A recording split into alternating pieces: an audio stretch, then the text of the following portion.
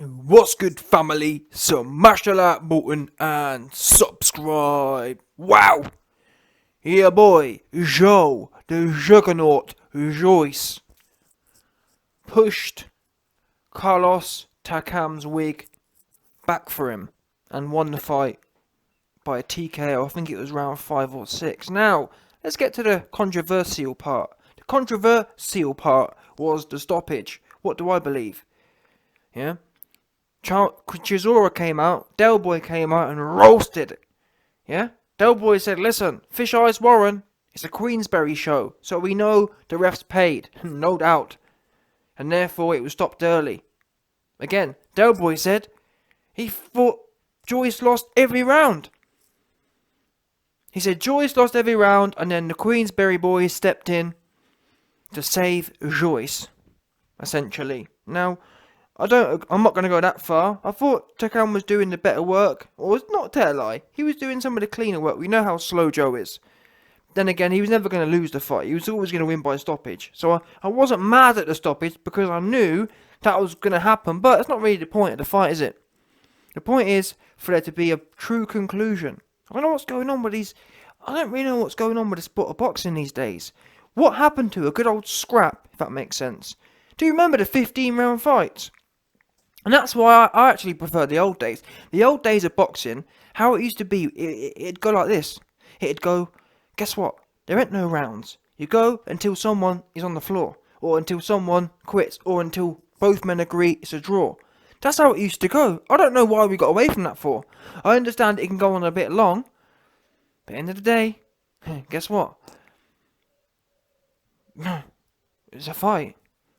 All of this other stuff, the ref trying to be all in the video and everything else, just doing too much.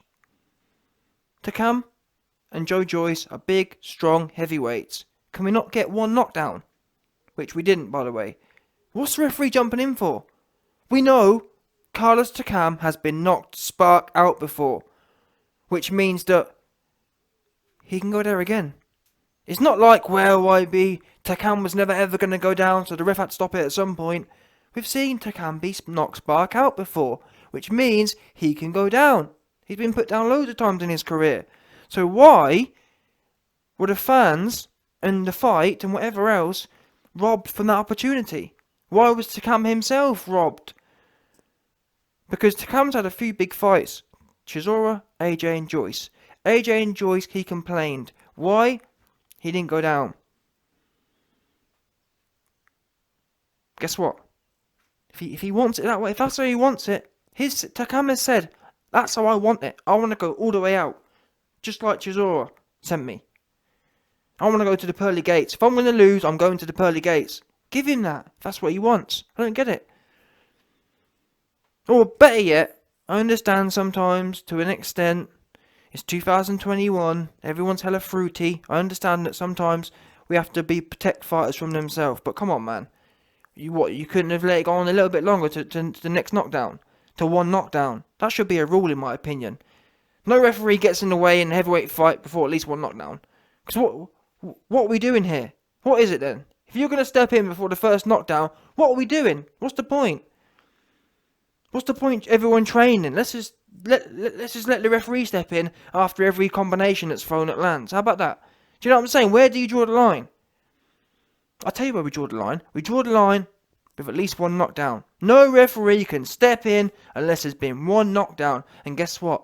People like Billy Ho would have to come out and jack. Fully jack. All the way jack. Because he didn't get knocked down either. But he found a way out. Yeah? Knockdown. There should be a one knockdown rule.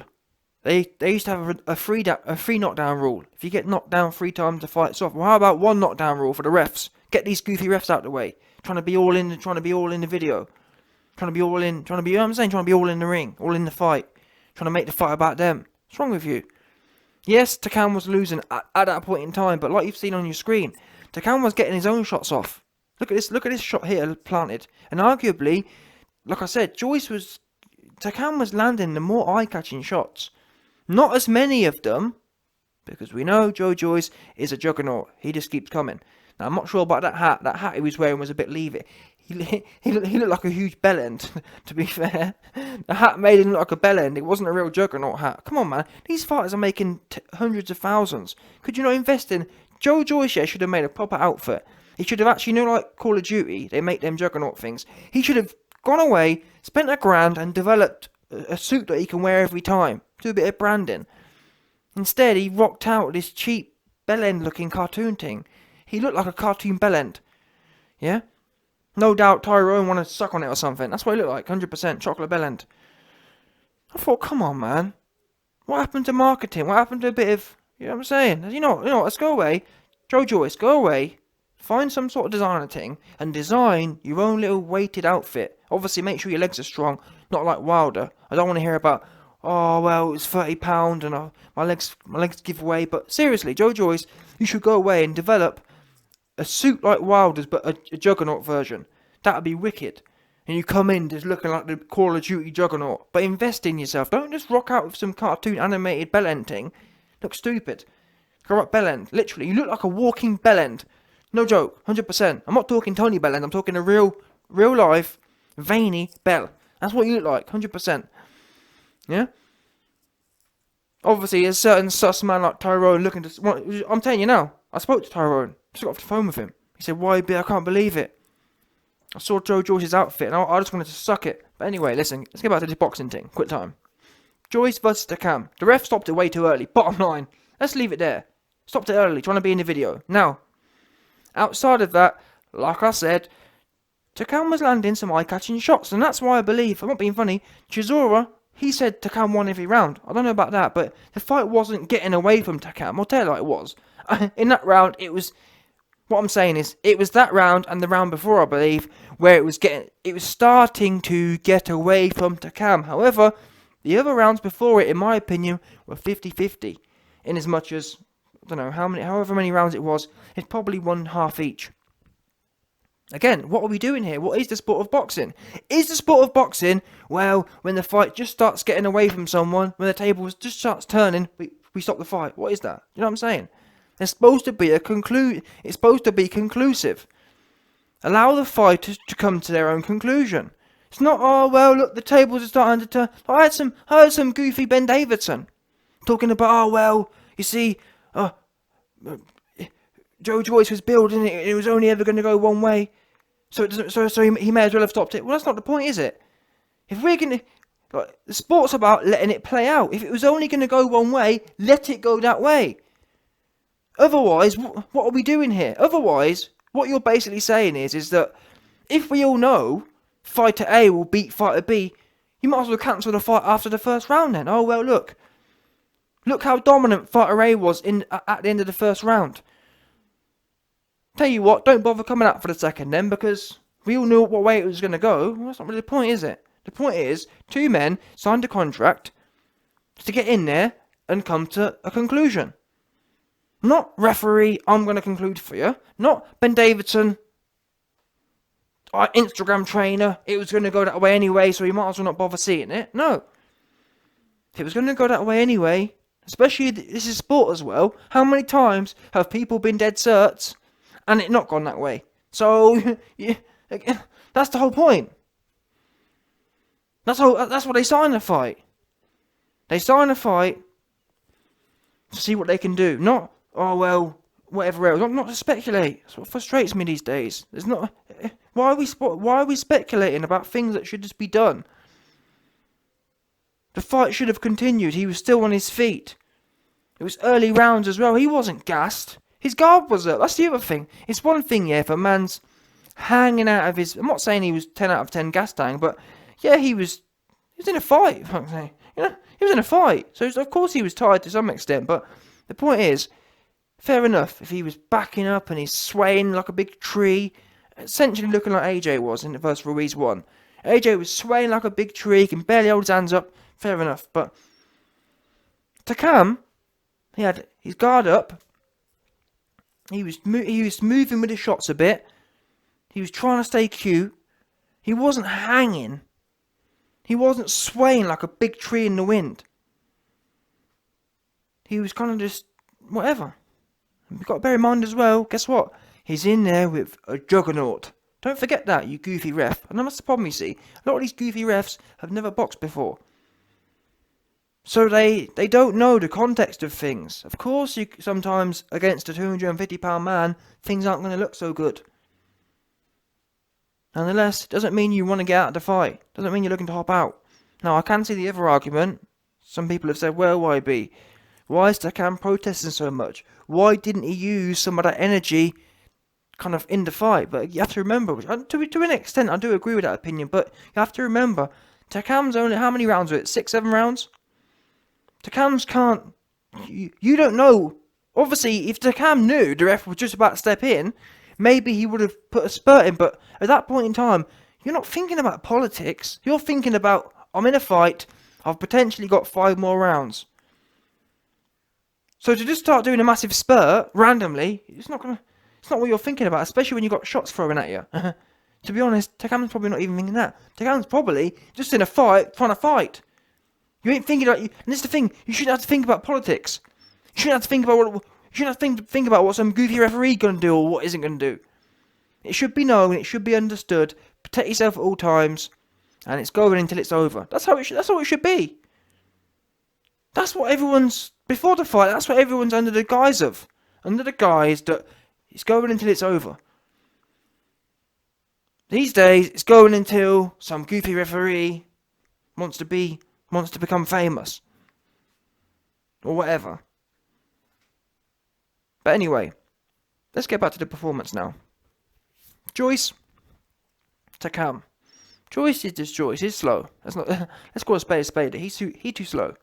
And that's why I would have loved to have seen JOYCE versus Usyk first, because the winner of that fight would have been amazing to watch against AJ.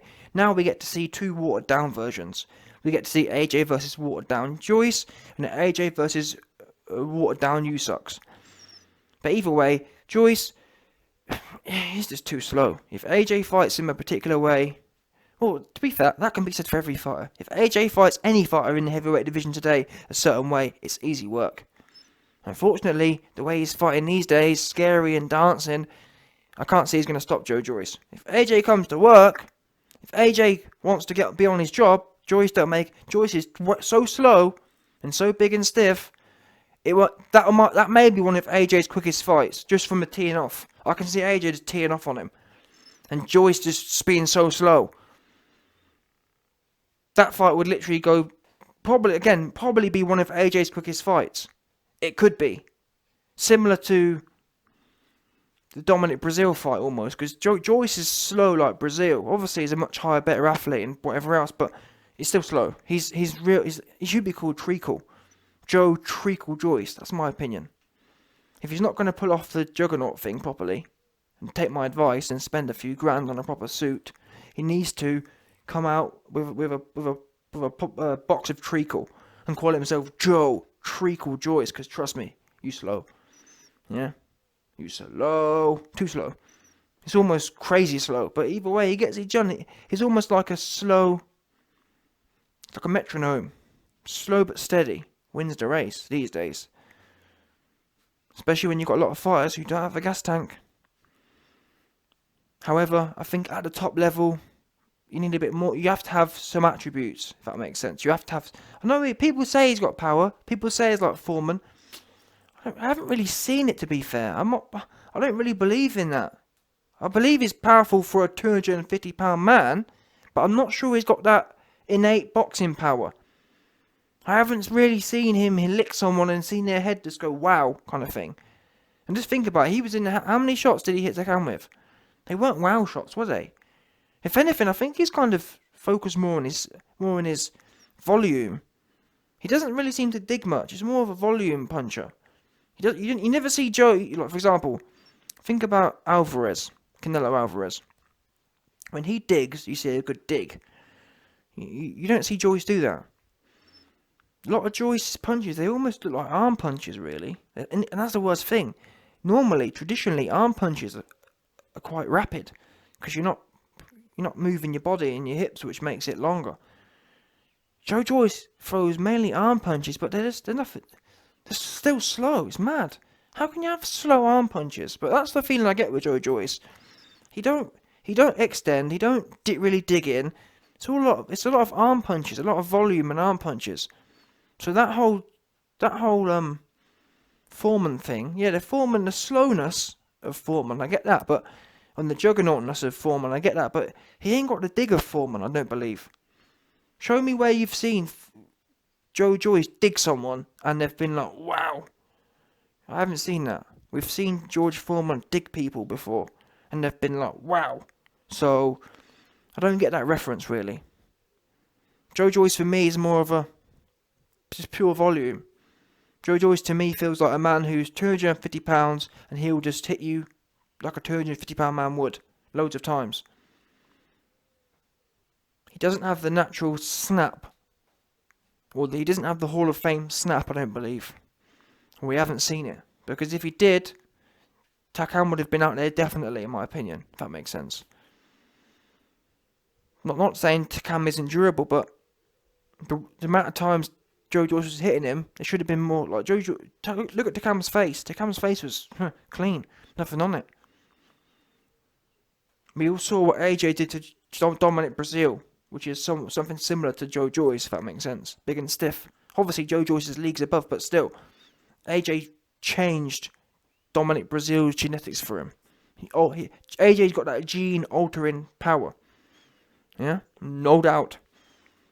Where Joyce goes from here, well, unfortunately, he thinks he's getting the AJ shot, which shows how shocking the sport is, but listen, we'll see how that plays out.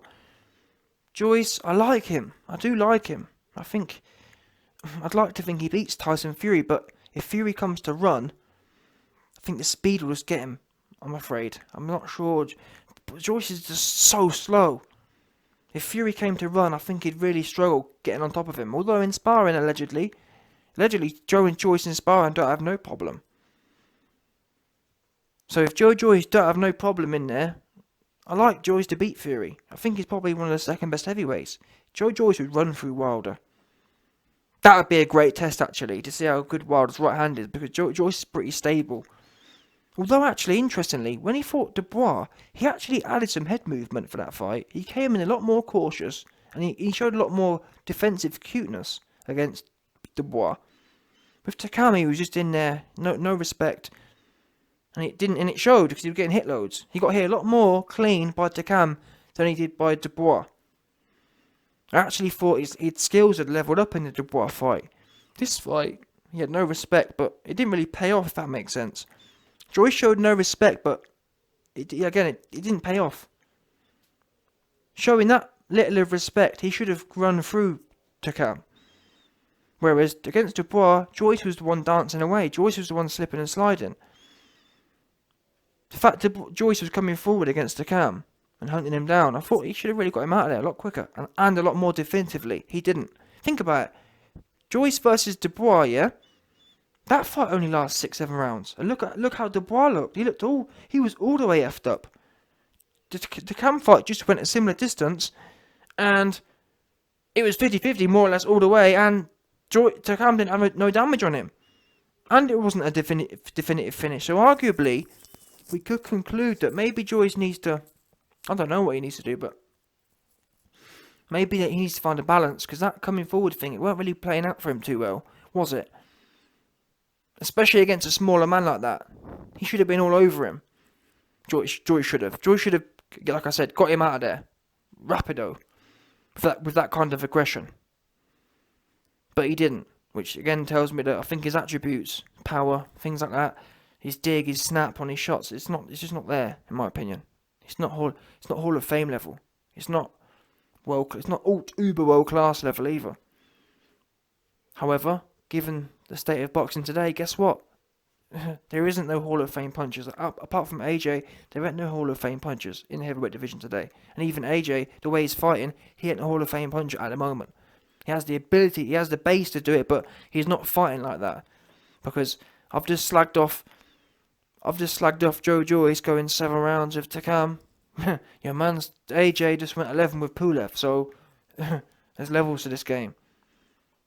And as much as I slag off Joyce's power, guess what? AJ's power ain't there either at the moment. His finesse isn't there at the moment either. So the heavyweight division is just kind of devolving, offensively speaking. Offensively, I'm not impressed with the state of heavyweight boxing. I mean, Fury's last performance against Wilder was probably one of the best examples of offensive heavyweight boxing, but even then, it was against a man who can't fight offensively. Anyway, let's see where Joyce goes from here. Did this win deserve an AJ shot? Absolutely not. There's some controversy politically about whether he'll be able to get the mandatory straight away. Obviously, given that AJ's just served one of his mandatories and holds 3 other belts anyway. But we'll see. This performance, though, doesn't ring a bell for AJ fight. Like I said, Joyce versus Usyk. That's what should happen next, no doubt.